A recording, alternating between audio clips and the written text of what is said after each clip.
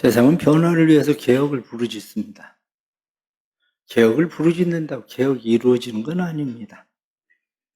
때로는 개혁을 한다는 것이 개혁이라는 이유로 오히려 파괴를 일삼습니다. 파괴를 하면 이전에 좋았던 전통들이 사라집니다. 좋았던 전통만 사라지면 그래도 괜찮은데 무엇을 개혁하려고 무엇을 세우려고 했는지를 잊어버리면 더 큰 문제가 생깁니다. 예수님이 세상에 오신 것은 사람을 세우고 사람을 교회로 세우시기를 원하는 것입니다. 예수님이 세상에 계실 때 세워진 교회는 건물이 아니라 사람이 교회였습니다. 그 사람들은 성령 충만한 사람, 그래서 건강한 교회였습니다. 그런데 교회 안에 문제가 생겼습니다. 교회가 점점 변하더니 완전히 교회가 변질되고 말았습니다. 그래서 그리스도의 사람들로 세워진 교회가 그리스도의 사람들이 사라지고 세상의 욕망을 채우기 위해서 모인 사람들이 마치 자신들이 교회를 세운 것이 그리스도의 터 위에 세워진 교회인 것처럼 행세하기 시작한 것입니다. 그러니 주님이 원하시던 교회하고는 상관없는 거리 먼 교회가 되고 말았습니다. 그 이유는 교회에 문제가 있었습니다. 왜냐하면 더 많은 사람들이 구원받기를 소원하고 교회가 성장하기를 바라는 것이 잘못된 것은 아닙니다. 그런데 교회 안에 구원받지 않은 사람들로 교회가 채워지기 시작을 하니까 교회 욕심이 마치 구원받지 않은 사람들로 채워지는 교회도 교회인 것처럼 착각하기 시작한 겁니다. 그러면서 그 사람들을 교회 주도적인 사람들로 세워갔죠. 교회의 주도권을 주님이 잡으신 것이 아니라 사람이 교회 주도권을 잡아서 교회 머리이신 예수 그리스도는 사라지고 사람이 교회 주인 된 교회들이 되고 마는 겁니다. 교회는 철저하게 예수 그리스도의 말에 복종하는 사람들이 모인 곳이 교회인데 교회가 그 정체성을 잃어버리기 시작했습니다. 교회가 하나님의 법, 성령의 사람들이 하나님의 생각과 뜻을 따라서 사는 것이 교회인데 그것과는 상관없이 사람들이 잘 모여서 운영만 잘하면 교회가 되는 것처럼 좋은 교회인 것처럼 생각하는 것입니다. 오늘은 교회력으로 종교개혁주일입니다. 종교개혁주일에 한국의 교회들이 200만이 모여서 차별금지법을 반대하는 집회를 열기로 하고 전국 교회들이 일어서서 모이고 있습니다. 그런데 우리 교회 목사님은 왜 이런 일에 대해서 열심히 참여하지 않을까 생각하는 성도들도 있을 겁니다. 세상의 흐름과 사단의 역사에 대해서 안일하게 대처하는 것은 문제입니다. 그러나 진짜 개혁하고 바꾸어야 되는 것이 무엇인지를 모르면 그건 더 큰 문제입니다. 만일 한국교회가 오늘 종교개혁주일이니까 한국교회가 회개하기 위해서 모이자. 그러면 몇 명이나 모일까요, 광화문에? 왜냐하면 부활주일 연합집회를 해도 10,000명밖에 안 모이거든요. 그런데 지금 200만을 모으자고 모이는 거 아닙니까? 그게 다 나쁘다는 이야기는 아닙니다. 그 가운데도 놀라운 하나님의 역사가 있는 건 분명합니다. 그러나 그것이 과연 세상 사람들이 교회를 바라볼 때, 야, 교회가 정말 잘하는 일이다. 우리를 위해서 차별금지법을 없애주니까 교회가 잘하는 일이다. 그리고 교회를 칭찬할까? 아니면 한국 교인들이 그렇게 많이 모이니까, 야, 그리스도인들이 저렇게 많이 모이니까, 야, 무섭다, 야. 우리가 아무것도 못하겠는데? 사람들이 그렇게 생각을 할까? 그게 아니면 한국 교회 그리스도인들은 이날의 16%밖에 안 됩니다. 그런데 20%에 넘는 사람들이 당신들이나 잘하세요. 그럴 것인가? 정치인들이 당연히 표를 의식하기 때문에 숫자나 외부적인 어떤 것들을 표현하는 일들은 필요합니다. 그렇기 때문에 때로는 어떤 일들을 제정하고 그러한 일들에 대해서 표현하는 것이 나쁘지는 않습니다. 그러나 차별금지법 때문에 교회가 문제가 생긴 것처럼 생각하는 것은 더 큰 문제입니다. 왜냐하면 이 차별금지법에 대해서 반대 운동을 대대적으로 해야 되겠다고 생각한 것은 지난 7월 동성 커플 건강보험 피부양 자격을 인정하는 대법원 판결 때문입니다. 그러나 이것은 대법원이 판결할 문제가 아니라 국회에서 제정해야 될 헌법을 바꾸고 법을 바꿔야 되는 문제입니다. 그래서 오늘 오후 2시에 한국교회가 모두 광화문에 모여서 이 일에 대해서 반대하는 의사를 표현하자. 그래서 그것을 예배로 하자. 이렇게 이야기를 하게 된 겁니다. 전국 교회들이 모이기 위해서 서울만 아니라 수원, 대전, 부산, 대구, 광주, 강원도 전국 교회가 모이자는 겁니다. 2시니까 아무래도 2시까지 서울에 올라오려면 사람들은 예배를 드리고 일찍 올라오든지, 그렇지 않은 대부분의 교회들은 11시 예배를 차 안에서 그냥 드리는 걸로 하자. 이렇게 이야기를 하는 겁니다. 왜냐? 그 정도는 큰 일을 위해서 하나님도 이해하실 거다. 이런 생각이죠. 하지만 이런 일을 위해서 교단이 어떤 힘을 정해서 모이고 대처하는 일, 과연 옳은 일인가 생각해 볼 필요는 있습니다. 왜냐하면 우리 총회가 이미 규정을 한 것이 뭐냐? 그건 야외 예배 주일날 안 된다. 그게 총회가 법으로 정한 거예요. 뿐만 아니라 주일날 임직식도 하지 마라. 기본적으로 총회가 정한 법입니다. 장로나 권사나 안수집사 위임식도 주일날 하지 마라. 그게 기본적인 법이에요. 그래서 그리스도인들은 어떻습니까? 얼마 전에도 장례를 치르는데 주일날 장례일이 당하니까 월요일날 장례를 치르잖아요. 대부분의 그리스도인들은 주일날 결혼식을 안 하잖아요. 그런데 만일에 이러한 일들에 대해서 교회가 그래 전국이 모이는 거니까 차 안에서 예배드리고 다 모이자 이렇게 이야기를 한번 선례를 잘못 남기면 한국 교회는 잘못된 선례를 따라가게 되는, 교인들 그때는 되고 왜 지금은 안 되냐? 이런 상황이 벌어지는 겁니다. 그렇기 때문에 저는 이런 일에 대해서 독려하지는 않습니다. 그렇다고 반대하지는 않습니다. 왜냐? 신앙은 각자의 양심에 따라 선택하는 일이기 때문에 가락하지 마라 하지는 않습니다. 그러나 차별금지법에 대해서 찬성하느냐 안 하느냐의 문제는 다른 이야기입니다. 왜냐하면 차별금지법이라는 것은 원래 나쁜 거 아닙니다. 차별금지법은 원래는 흑인, 백인, 황인 차별하지 말자. 남성, 여성 차별하지 말자. 장애인, 건강한 사람, 비장애인 차별하지 말자. 노년, 아이 차별하지 말자. 이게 차별금지법이에요. 그런데 거기에 또 다른 하나 들어온 게 있는데 그게 뭐냐면 성차별금지법이죠. 성차별금지법은 남성, 여성만이 아니라 쉽게 얘기하면 젠더 이데올로기라고 그래요. 젠더 이데올로기라는 것은 내가 무슨 성을 가지고 있다고 이야기하든지 차별하지 마라. 그거예요. 내가 남자인데 나 여자야. 그래서 차별하지 말자는 거예요. 그게. 아니 그거야 뭐 자기가 자꾸 여자라고 하는데 남자라고 하는데 그걸 뭐 무슨 차별을 하겠습니까? 그럼 너 여자해, 너 남자해. 그러면 되는 거지. 그런데 이게 문제가 점점 심각해진 것이 뭐냐면 젠더라고 하는 것이 성이 100가지가 넘습니다.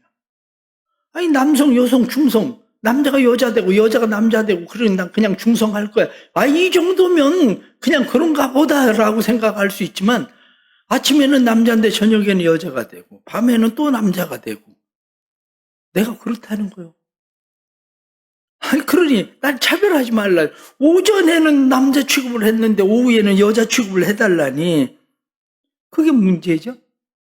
그럼 그것도 그렇다고 합시다. 그런데 더 문제가 된 것은 뭐냐면 포괄적 차별금지법이에요. 포괄적 차별금지법은 모든 것을 그 안에 포괄시킨 거예요. 그 사람들에 대해서 이제는 법으로 그냥 받아주자는 거예요. 문제가 뭐냐면 법으로 규정이 되고 나면 법이라고 하는 것은 원래 조례가 생기고 시행령이 생기고 이렇기 때문에 법이 규정되면 그 국민된 사람들은 법 아래에 있어서 그 법을 따를 수밖에 없는 거죠. 그 법을. 그 얘기는 무슨 얘기냐면 역차별 현상이 일어난다는 거죠. 그냥 그렇다고 얘기하는 거는 자기 알아서 하는 일이니까 그렇다고 합시다. 그런데 그 일이 오히려 다른 사람들에게, 그렇지 않은 사람들에게 역차별 현상이 일어나는 것이 바로 포괄적 차별금지법이라는 거예요. 하지만 미국 교회와 유럽 교회의 더 심각한 문제는 차별금지법 때문에 교회가 망한 게 아닙니다. 지금 마치 한국 교회가 차별금지법이 들어오면 교회가 망할 것처럼 얘기하는데 천만에요. 그게 아니라 이미 차별금지법이 들어오게 된 것은 교회가 망했기 때문에 차별금지법이 들어온 거였어요. 왜냐? 심각한 문제는 교회가 정체성을 잃어버렸어요. 교회 정체성을 잃어버리게 된 것은 교회 안에 이 사람 저 사람을 막 다 받아주고, 그리고 돈 있고 권력 있고 힘 있는 사람을 교회 리더들로 세우고, 그러다가 보니까 어느 날 커밍아웃을 하는 거야. 나는 동성애가 좋아.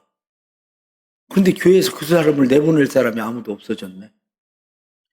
심지어는 목사가 난 동성애자야. 그리고 그 교회에서 그냥 목회를 해.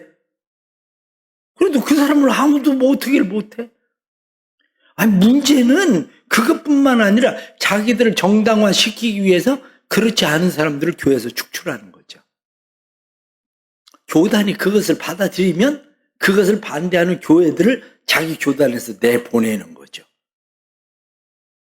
이런 일들이 교회에서 일어나면서 교회에서 동성애 결혼도 해주고 뿐만 아니라 동성애자가 교회 목회자가 되고 교회 장로가 되고 이런 일이 교회에서 일어나게 된 겁니다. 교회의 문제는 사람들이 죄를 죄라고 말할 수 있는 것이 개혁이에요. 근데 죄를 죄라고 말할 수 없는 것이 그게 문제인 거죠. 교회가 정체성을 잃어버린 거죠. 교회가. 유럽 교회를 생각을 해보십시오. 유럽 교회 그리스도인들이 실질적으로 교회에 출석하는 사람은 3%에서 5%입니다.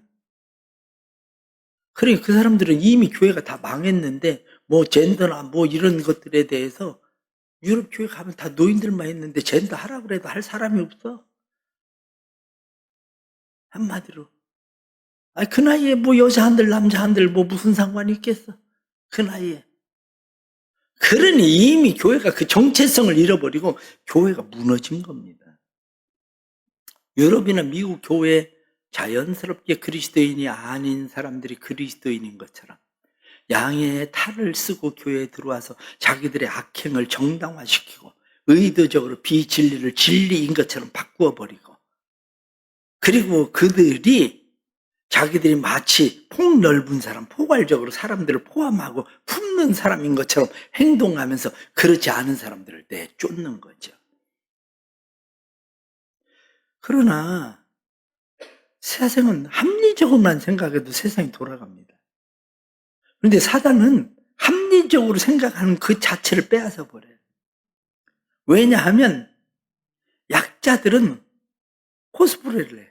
스스로. 그래가지고 자기가 핍박받고 억압받고 탄압받는 것처럼, 성소수자들이 막 자기들이 억압받고 탄압받는 것처럼 누가 억압합니까? 누가 탄압합니까?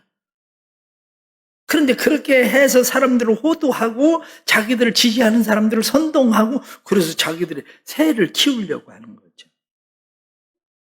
그러나 우리가 좀 더 생각을 해 보십시오. 교회가 지금 그 문제가 아니라 교회가 진리를 잘 세워가고 있는가의 문제입니다. 내 가정이 진리의 말씀 위에 세워져 가고 있나? 내 자녀들을 진리의 말씀으로 가르치고 있나? 이 문제입니다. 한국교회의 문제는 한국교회의 목회자, 항존직, 장로, 권사, 안수집사, 이 사람들의 자녀나 손자녀만 교회를 잘 다녀도 별로 문제될 게 없을 정도입니다. 왜 그게 별로 문제될 것이 없냐? 이렇게 이야기하면 한 해에 목사 수는 163명이 줄었습니다. 장로 수는 422명이 늘었습니다. 우리 통합 측에. 안수집사는 354명이 늘고 권사 수가 3,929명이 늘었습니다. 합쳐서 4,705명의 항진직 직분자가 늘어났어요. 그런데 집사 수가 18,341명이 줄었어요. 집사 수가.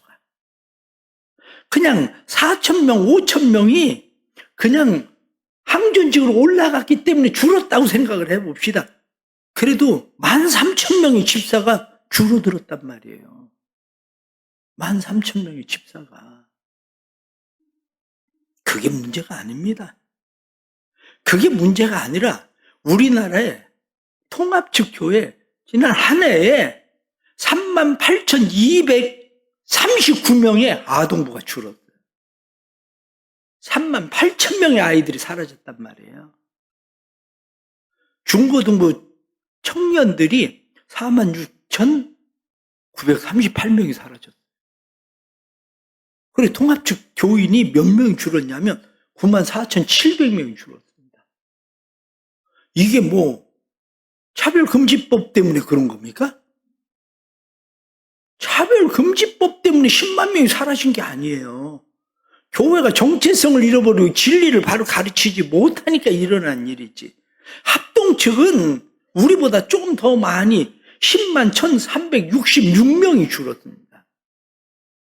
우크라이나 러시아 전쟁을 해서 전쟁에 죽은 사람이 40만 명인데 우리나라 장로교 통합측 합동측 그 두 개 교단만 해도 20만 명이 전사를 했단 말이죠. 이게 차별금지법 때문에 20만 명이 죽은 겁니까? 그런데 우리 두 개 교단만 따지니까 그렇지 감리교, 성결교, 침례교 다 합치면 어마어마합니다. 그게 왜 그렇습니까? 결국에는 종교개혁주의에 정말 고민해야 되는 것은 차별금지법에 한국교회가 매몰되는 일이 아니라 교회가 어떻게 정체성을 살려야 될까 이 문제에 교회가 매몰돼야 되는 거지.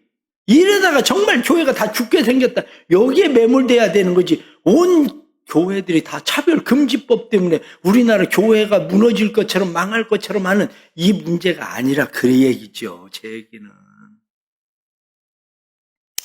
그렇다고 해서 그것을 하는 사람들이 잘못됐다고 이야기하고 싶은 건 아닙니다. 그런데 그 이유가 분명합니다. 그 이유가 어떠냐면 미국 같은 경우는 1940년부터 1960년 동안 20년 동안 교회가 왕성하게 부흥을 했습니다. 그래서 개신교인 수가 49%였습니다. 개신교인의 수가 49%였는데 그때 교회가 한 일이 뭐냐? 첫째, 예배당 크게 짓는 거. 두 번째, 신학교 많이 세우는 거. 세 번째, 기도원이나 캠프장 만드는 거. 한국교회도 그대로 다 했잖아요. 한국교회도. 그때 주로 하던 메시지가 어떤 메시지였냐면 예수 믿으면 잘 된다. 첫 번째. 예수 믿으면 사회적 지위가 높아진다. 두 번째. 예수 믿으면 좋은 가정 만들 수 있다. 세 번째. 이게 다 뭐냐? 아메리칸 드림이라고 얘기하는 성공신학이에요. 그런데 한국 교회도 그 일이 확 들어왔잖아요. 1960년에 이 사람들이 기대하고 바라던 것이 미국에는 이루어졌어요. 그래서 미국에 그게 이루어지니까 1964년부터 74년까지 감리교의 수만 100만 명이 줄었습니다. 1984년까지 920만 명이 줄어들었어요. 이게 뭘 얘기해 줍니까? 차별금지법 때문에 교회들이 망했다고 얘기하지 않습니다. 교회가 정체성을 잃어버리고 망해가다가 차별금지법이 교회 안에 들어온 거지. 그게. 교회를 연구하는 전문가들은 보편적으로 이야기하는 것이 기독교가 언제부터 망했냐? 이렇게 이야기할 때 기독교가 언제부터 타락했냐? 콘스탄틴 대제가 313년에 기독교를 공인하고 나서부터 기독교는 타락의 길로 걸어가기 시작했다. 이게 공통적인 생각입니다. 왜냐? 가정에서 모이던 것을 성당에서 모이고 평신도들이 주된 교회들이 성직자에게 모든 역할을 다 넘겨주고 뿐만 아니라 주중에 모이던 일을 주일에 한 번 모이기 시작하고 교제를 중요하게 여기던 교회들이 주일 예배 한 번만을 중요하게 여기는 것으로 바뀌어버렸기 때문이다. 그렇게 이야기합니다. 그러면서 교회는 가라의 구조가 아니라 오라는 구조가 되고 교회는 공격적인 교회가 아니라 방어적인 교회가 되고 그래서 무기력한 평신도 구경꾼들이 교회에 가득 차게 되고 결국에는 머리 깎인 삼손꼴이 교회가 되고 말았다. 이게 교회에 대한 평가입니다. 진짜 교회 개혁이라는 게 뭡니까? 원래 개혁이라고 하는 것은 무엇을 개혁해서 바꾸자 이게 아니라 기독교의 개혁은 복음으로 돌아가자. 원래로 돌아가자. 예수 그리스도에게 돌아가자. 주도권을 그리스도에게 넘겨주자. 이게 바로 교회 개혁인 겁니다. 교회 개혁. 오순절 교회, 예루살렘 교회는 마가의 다락방에서 시작했고 빌립보 교회는 루디아라는 여인의 집에서 시작하고 에베소 교회는 브리스길라와 아굴라의 집에서 시작하고 라우디게아 교회는 눈바라는 사람의 집에서 시작하고 골로새 교회는 빌레몬의 집에서 시작하고 그러던 것처럼 교회는 원래 그렇게 시작하던 것이 종교개혁이라고 하는 것은 만일 모든 사람이 제사장이다. 누구든지 하나님 앞에 담대히 나아갈 수 있는 자격을 얻었다. 예수 그리스도의 십자가의 공로를 힘입어서 하나님 앞에 나아가면 된다라고 하는 것이 종교개혁입니다. 그런데 교회는 점점 변해버리고 말았어요. 그런데 그것이 바로 오늘 성경 본문에 나타나는 에스겔 선지에 나타나는 말씀을 배경하는 일인데 그게 뭐냐? 이스라엘에도 변화를 원했습니다. 그 변화를 원한 사람이 히스기야입니다. 히스기야가 대대적으로 유다를 변화시켜 보려고 노력을 했습니다. 그런데 그의 마음에 교만은 버리지 않았어요. 교만을 버리지 않으니까 하나님께서 네 교만 때문에 이 나라가 바벨론에 끌려갈 거야. 그렇게 얘기를 했습니다. 그런데 그 아들이 므낫세라고 하는 아들이 태어났을 때 이 아들을 신앙적으로 교육을 시키지 않았어요. 유다의 가장 악한 왕이 누구냐면 므낫세라는 사람이에요. 얼마나 극악한 왕인지 이 므낫세라는 사람 이사야 선지자를 톱으로 잘라서 죽인 살아있는 선지자를 톱으로 잘라서 죽인 사람입니다. 그렇게 악한 사람이에요. 그런데 바벨론에 포로로 잡혀갔다가 거기서 하나님을 만나고 돌아와요. 그래서 자기 아들을 교육을 시켜보려고 했더니 그 아들 아몬은 웬걸? 이놈도 얼마나 독한 놈이가 악한 놈인지 유다를 엉망으로 만들었어. 그런데 참 다행스러운 것은 그의 아들 요시야라는 사람이 하나님의 말씀으로 나라를 살려보려고 열심히 애를 썼는데 이미 나라가 기울어졌어. 이렇게 세울 수가 없었어. 형식적으로는 개혁이 뭐가 되는 것처럼 보여졌는데 결국에는 바벨론의 포로로 잡혀가게 됩니다. 바벨론의 포로로 잡혀간 유다 백성들은 생각합니다. 어쩌다가 우리가 이곳에 포로로 잡혀왔나? 우리가 힘이 없어서 무기력해서 우리가 이렇게 됐나? 생각했는데 그때 그들이 깨닫게 된 것이 힘이 없고 무기력해서가 아니라 하나님의 은혜를 구하지 않아서 우리가 그렇게 됐다는 사실을 깨닫습니다. 그러면 이 바벨론에서 우리는 어떻게 돌아갈까? 우리의 힘으로, 우리의 능력으로 돌아갈 수 있을까? 아니라는 거죠. 우리의 힘으로, 능력으로 돌아갈 수 없으니까 우리가 하나님께 소망을 두고 하나님께 기도하는 방법밖에 없다. 사실은 그것을 이야기하고 있는 것이 에스겔 선지자예요. 에스겔 선지자가 나타나서 그들에게 이야기하기를 우리가 힘이 없어서 나라를 뺏긴 게 아니다. 우리가 하나님을 의지하지 않고 우리가 하나님을 망각했기 때문에 나라를 빼앗긴 것이다. 그런데 봐라, 내가 본 환상은 하나님께서 뼈들이 가득한 골짜기에 나를 세워서 에스겔아, 여기에 뼈들아 일어나라, 그런 명령을 해봐라. 생기의 바람아 불어라, 그런 말 해봐라. 그래서 뼈들아 일어나라, 생기의 바람아 불어라 그랬더니 이 뼈들이 일어나서 거기에 힘줄이 붙고 살이 붙고 가죽이 붙고 하나님의 군대가 되더라. 너희가 스스로 우리가 무덤에서 어떻게 나올 수 있느냐 이렇게 이야기하지만 무덤에서 나오는 것은 하나님께서 하나님의 대언에 영이 들어가면 무덤에서 나오게 될 것이다. 이렇게 이야기하는 것이 바로 오늘 본문에 나타난 말씀입니다. 그렇습니다. 무덤을 열고 나오는 것을 우리의 힘으로 어떻게 하겠습니까? 종교개혁 주일에 우리가 해야 되는 일은 우리의 힘으로 능력으로 되는 것이 아니라 하나님의 생기의 바람이 불어야 성령의 역사가 일어나야 교회가 살아나는 거지, 사람들이 얼마나 모이느냐에 이게 달려있는 문제가 아닙니다. 이게 포괄적 차별금지법 문제는 심각한 문제입니다. 유치원에 다니는 아이 보고 너는 남자인지 여자인지 잘 생각해봐. 너 여자일지도 몰라. 남자애 보고 그렇게 얘기하면 애가 내가 남자라고? 남자애 보고 너 여자일지도 몰라. 그렇게 얘기하면 내가 여잔가?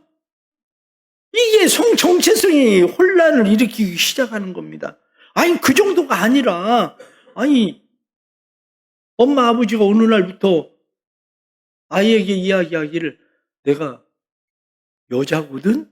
그러니까 나를 엄마라고 불러. 엄마 됐던 사람이 어느 날 얘기하기를 내가 남자거든? 그러니까 나를 아빠라고 불러. 애가 어떻게 된 거지? 그렇게 되는 거지. 아니, 동성 결혼을 한 남자들이 애를 입양해가지고 이야기하기를 나는 아빠고 이 사람은 엄마야. 애는 둘 다 똑같이 남자인데 어떻게 한 사람은 엄마라고 그러고 한 사람은 아버지라고 그러는지 이해가 안 가지. 정체성의 혼란이 일어나기 시작하는 겁니다. 그런데 간단해요. 사실은 XY면 그러면 남자요. XX면 여자예요. 염색체수가 종족에 그것이 잘못 바뀐 사람이 더러 있습니다. 그러면 그 사람 염색체를 검색해서 당신 그래도 여자야. 당신 그래도 남자야. 이렇게 얘기해야지. 난 남자 하고 싶어요. 남자인 것 같아요. 그래서 아침엔 남자였다가 저녁엔 오죽하면 핀란드에서 1년에 한 번씩 성을 바꾸면 안 된다. 이런 법을 만들겠습니까? 어떻게 1년에 한 번씩 성이 바뀌어? 1년에 한 번씩이 아니라 하도 수시로 바뀌니까 1년에 한 번은 바꾸지 마라. 그러는 거지. 이게 한마디로 생각대로 되는 세상이야.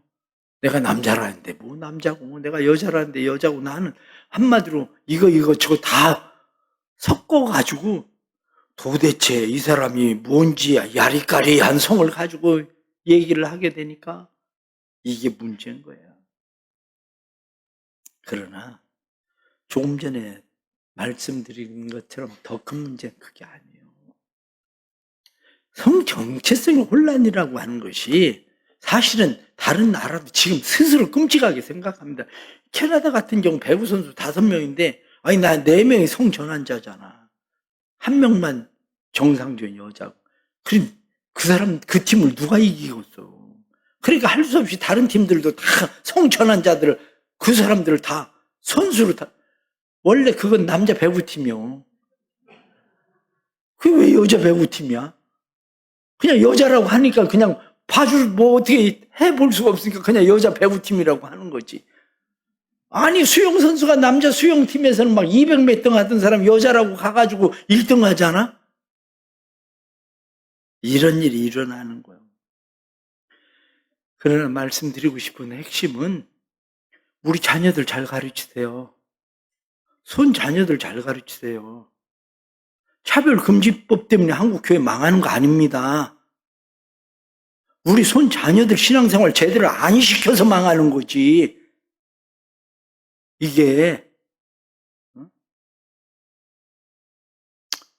지금 한국 기독교인이 16.2%입니다. 828만 명.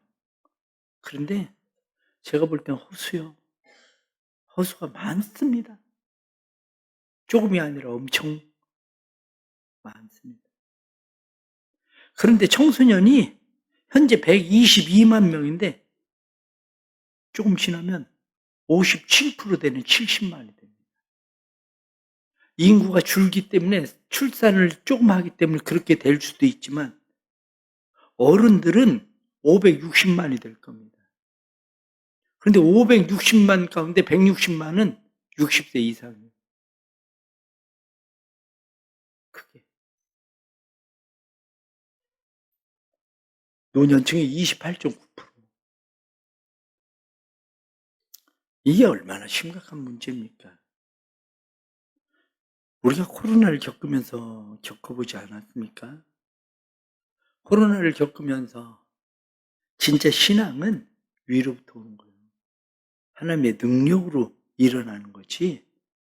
진짜 교회를 개혁하고 싶으면 교회에서 차별금지법에 찬성한 교회 안에 있는 집사 장로들을 내쫓아야 돼요. 그 국회의원들을. 교회에서는 그 사람들이 국회의원이고 사장이고 돈 벌고 그러니까 내버려 두고 아무 소리도 않고 교회에서 무슨 짓을 해도 교회에서 금행을 하고 관통이 드러나도 짝소리도 안 하고 있다가 그리고 뭐 교회가 뭐 차별금지법 반대한다고? 세상이 다 알아요. 별별 소문 다 난 사람이 뭐 총회장 한다고 나서서 총회장 한다고 안 나가고 얼마나 그런 얘기들이 교인들도 다 알잖아 사실은. 모르는 얘기가 아니잖아요. 교회라고 교인들을 30명 되는 사람이 뭐 무슨 노회장을 해. 자기 교회나 잘해라고 그러지. 대놓고는 그런 얘기 우리 목사들도 안 하지만 자기 교회나 잘하지. 교인 30명도 안 되는 사람이 왜 교회에 막 수천 명 있는 교회들을 전부 관할하는 노회장이 된다고 하는 건지 그게 이해가 안 가지. 교회를 등에 업고 세상에서 힘을 필려고 하는 사람들을 교회가 그대로 두면 안 됩니다. 교회를 등에 업고 교회 안에서 주도권을 잡는 사람들을 교회가 내보내는 것이 종교개혁이요. 그게. 그런데 그것조차도 우리 힘으로 안 돼.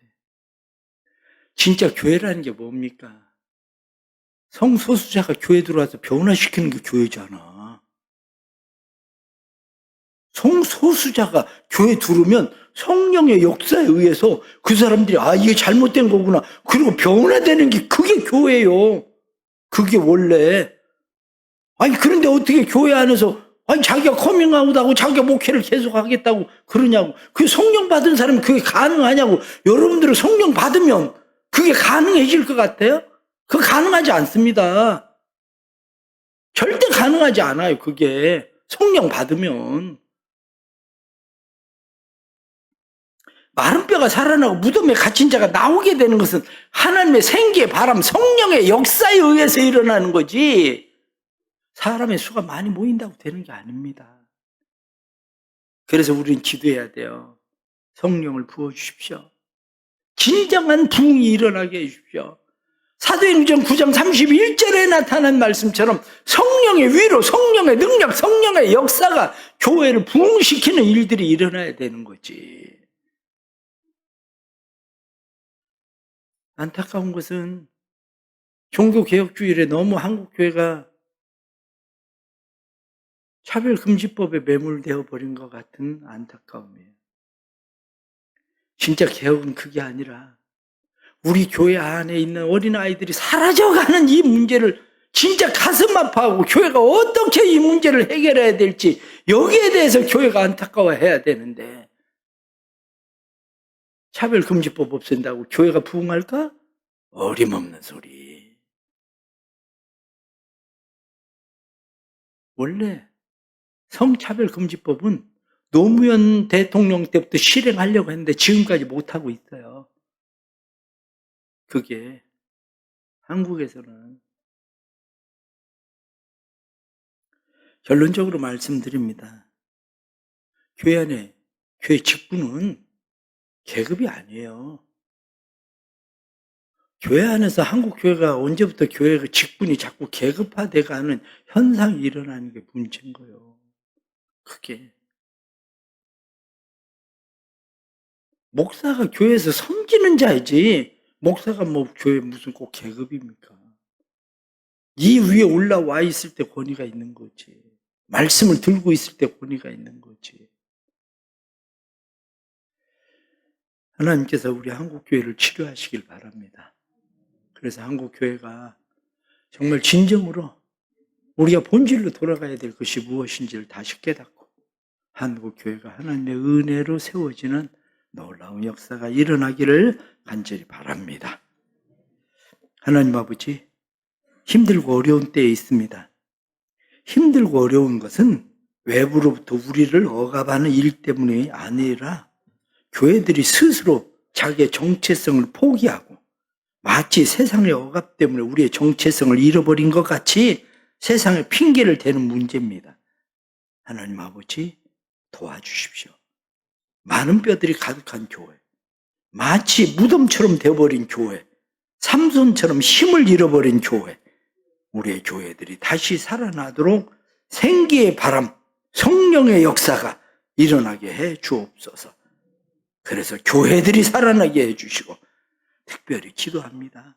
우리의 다음 세대들이 사라져가고 있습니다. 하나님, 이 안타까움을 어떻게 해야 되는지 주님 도와주십시오. 우리의 다음 세대들이 하나님으로부터 멀어지고 떠나가는 우리의 손자녀들을 하나님이 불쌍히 여겨주시고 우리의 손자녀들이 믿음으로 세워질 수 있도록 인도해 주옵소서. 교회 안에 항전직 직분자는 한 해에 5,000명씩 늘어가지만 항전직 직분자들 가운데 자녀들이 신앙생활을 하는 사람들이 대반인데 하나님, 이러한 현상들 한국교회가 깨닫고 한국교회가 근신하고 기도하는 교회가 될 수 있도록 성령님 역사해 주옵소서. 예수님의 이름으로 기도드리옵나이다.